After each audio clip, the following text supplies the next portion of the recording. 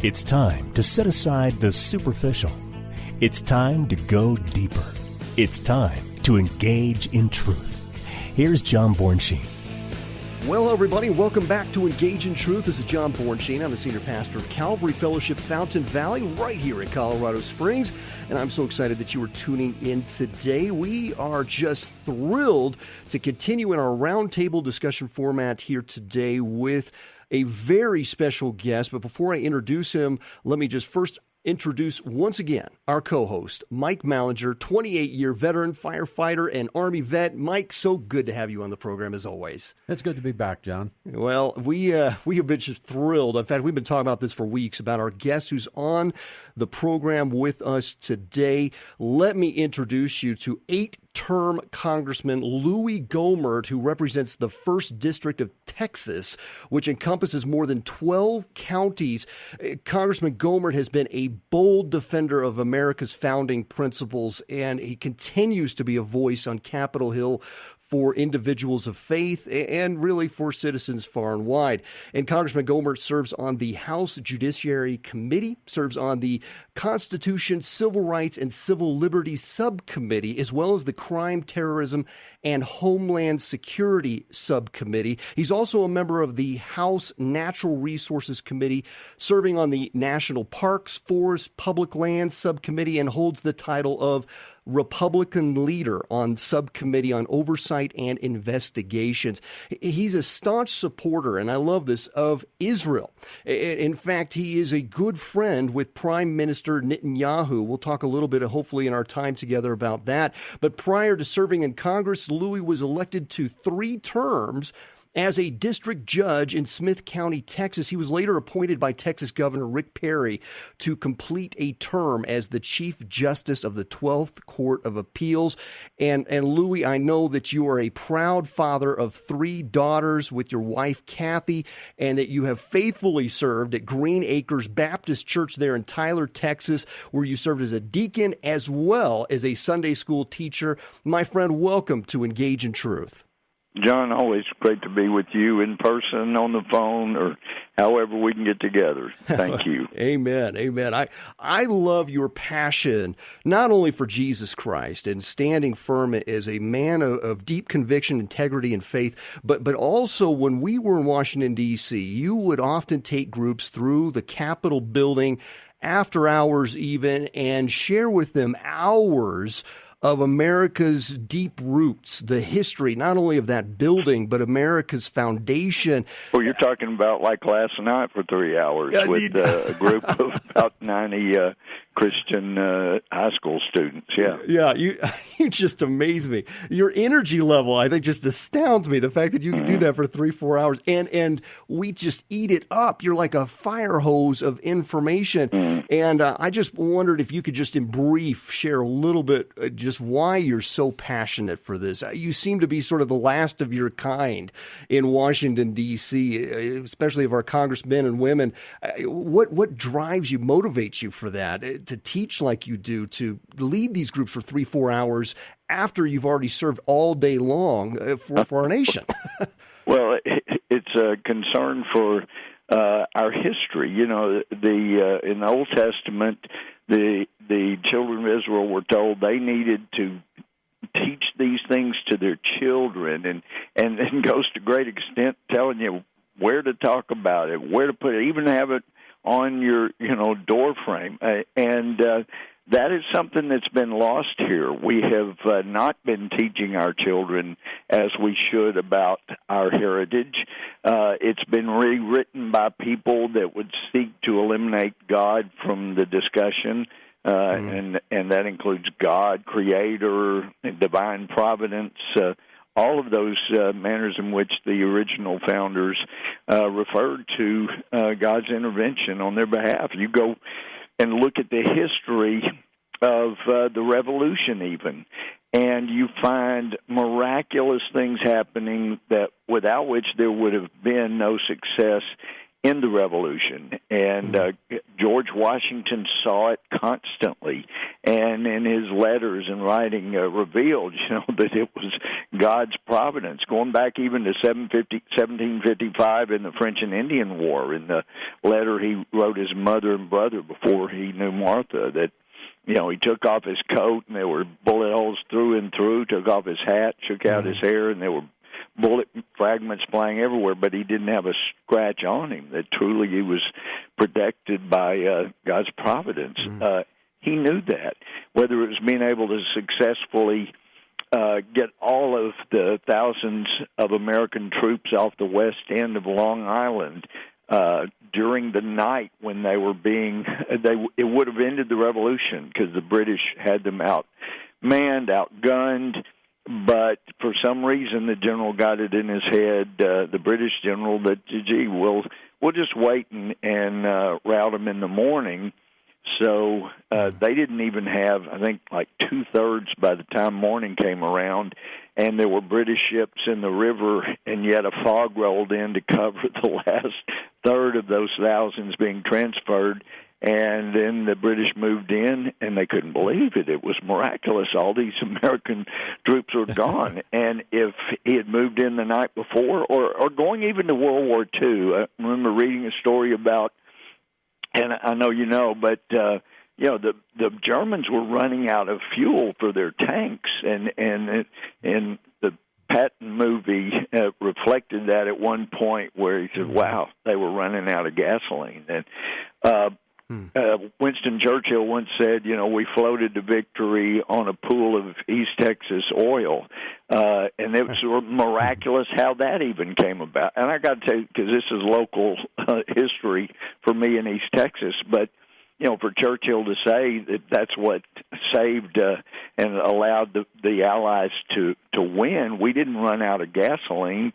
But right before the war, there was a guy named Dad Joyner that was looking for oil in East Texas, and he just knew there had to be there. He had checked out all of the information he could find on the geology. He said, it's got to be there.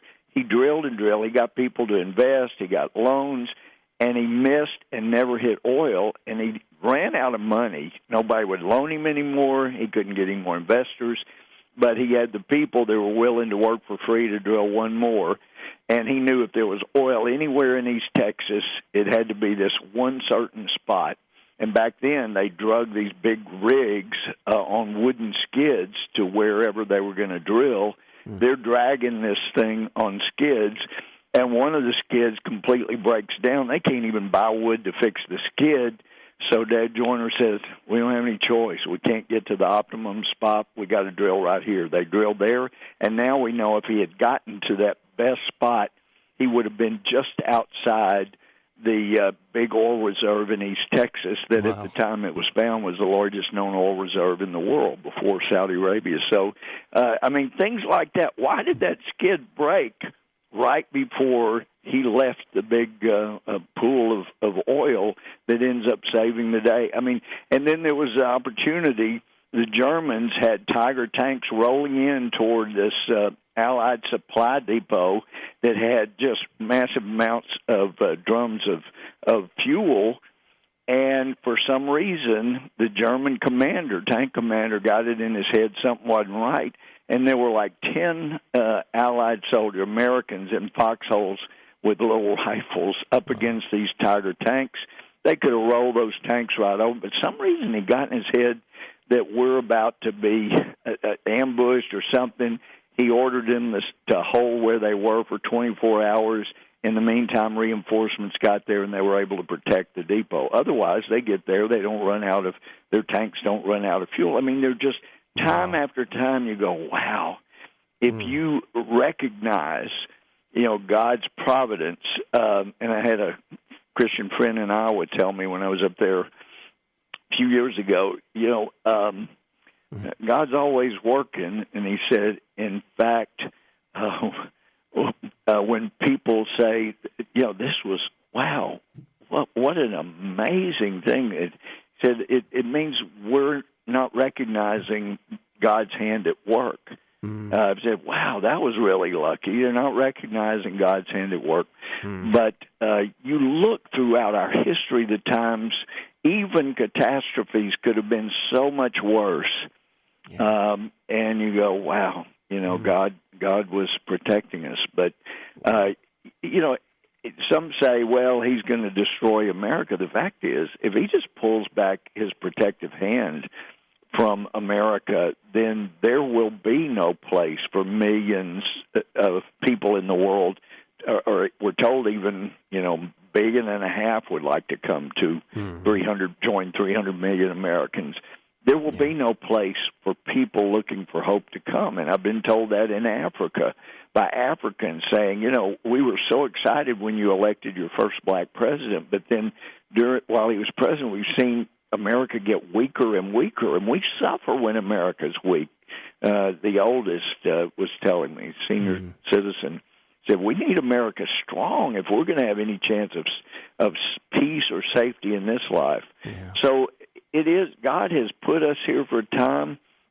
We have made a dramatic difference in the world, and now we have so many people deriding America. No country's ever been perfect. None ever will be.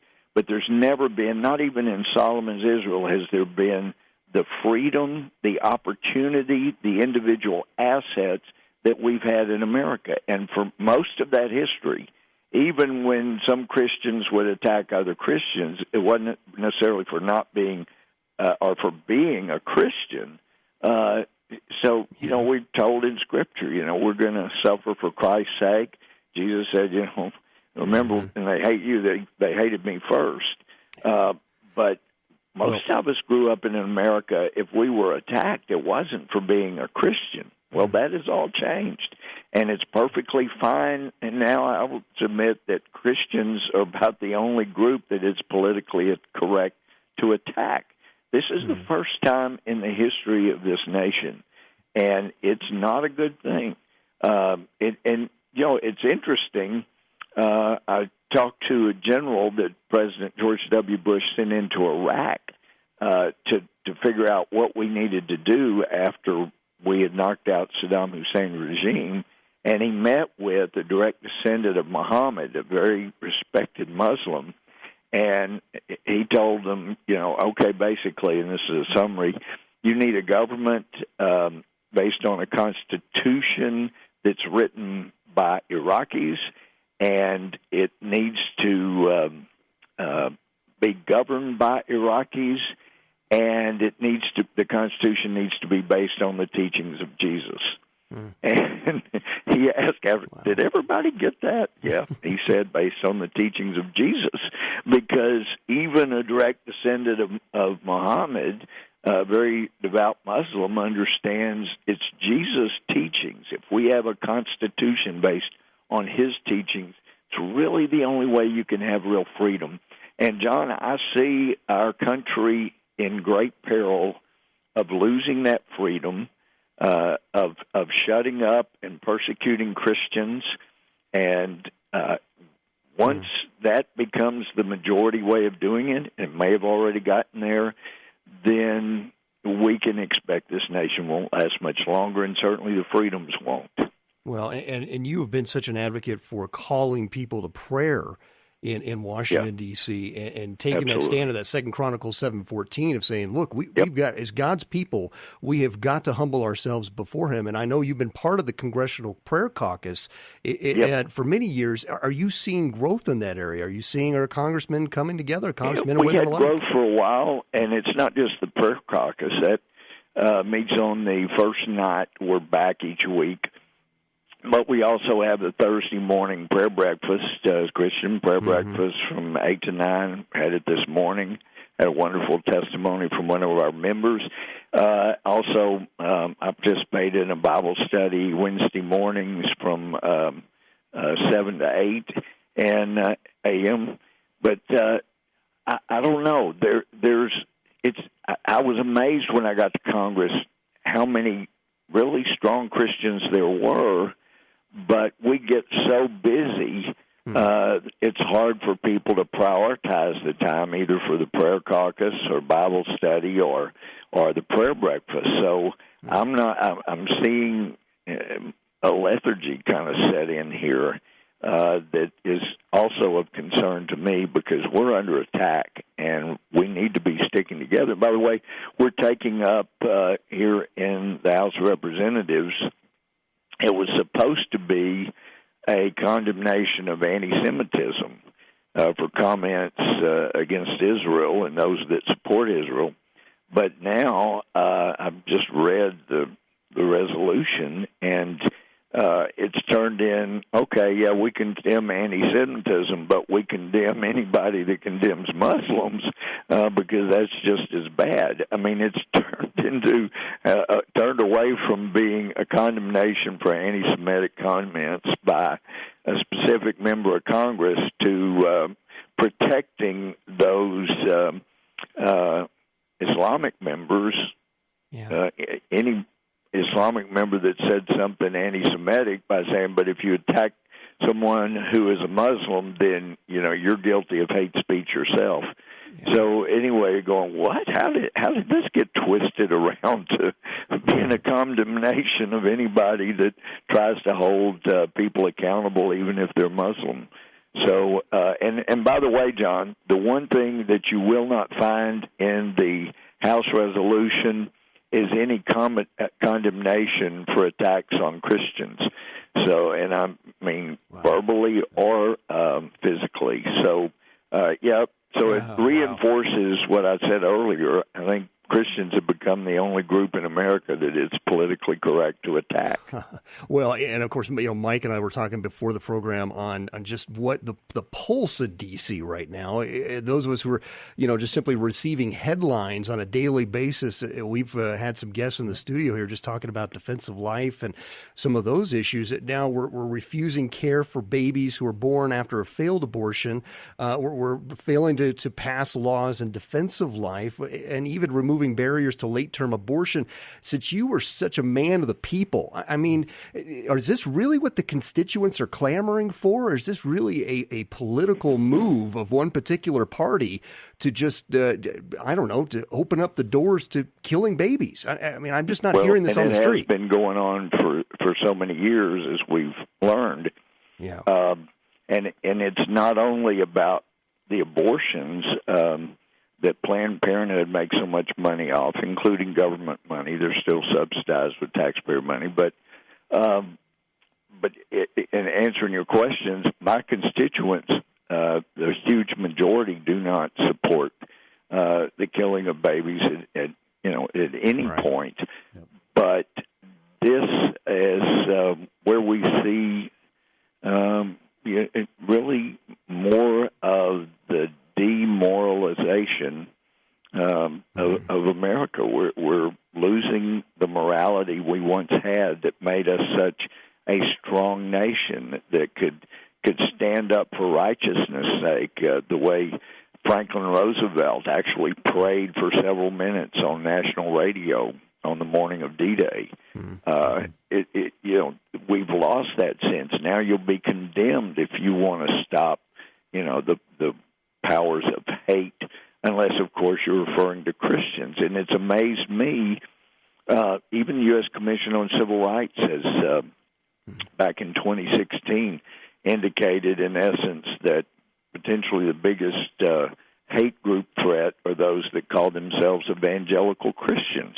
I mean, it amazes me, John, how anybody could take the Christian, and it's not a religion, it's a way of life, but take Christianity and say that it is a hateful religion when actually it's the most love-based religion there is.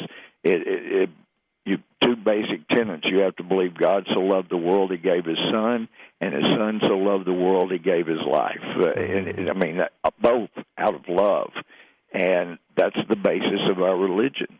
And so I know sometimes I've been chided by my own children saying, Dad, you don't seem like you were very forgiving of this person. I was acting in my government role. When you're part of the government, like when I was a judge and sent people to prison, individually I could forgive them for a heinous act, But as a felony judge, I was part of the government, so as Romans 13:4 says, if you do evil, be afraid, because God doesn't give the sword to the government in vain. And I had the sword. And here in this government, I'm supposed to help hold the government accountable. And if you're in government and you're not acting appropriately, I'm supposed to I forgive you in my individual capacity, but as a part of the government, not be forgiving, but punish you for doing evil. It's part of the job. So some Christians get it confused as to exactly what we're to do individually, follow the Great Commission, follow the Beatitudes, the Sermon on the Mount. But when you're acting in a government role, like, for example, you get a jury notice, show up for jury duty, you're on the jury. If somebody has committed a crime and you're on the jury, you're not supposed to turn the other cheek. Your job then is under Romans 13. You're to enforce the law. And we know from Proverbs and other places that the best you can hope for is a judge or government that will not be biased in favor of the rich and will not be biased in favor of the poor, but will enforce the law fairly across the board. Yeah. And so that's, as Christians, we're supposed to be an answer to that, to be fair across the board when we act as voters, as members of jury, or if we're elected to some other position in the government. So let me ask you just a couple more questions, because we are, we could have you on this program for probably 3 days. I think you could you're speaking the language of the people. They love to hear that there is somebody on Capitol Hill that speaks what they want communicated. And we're seeing just a number of issues. I just coming into the studio, we had a number of questions that came in, and some of those, of course, as you might imagine, deal with the debt, the sizable debt, and as a representative of the people, I mean, that's immoral.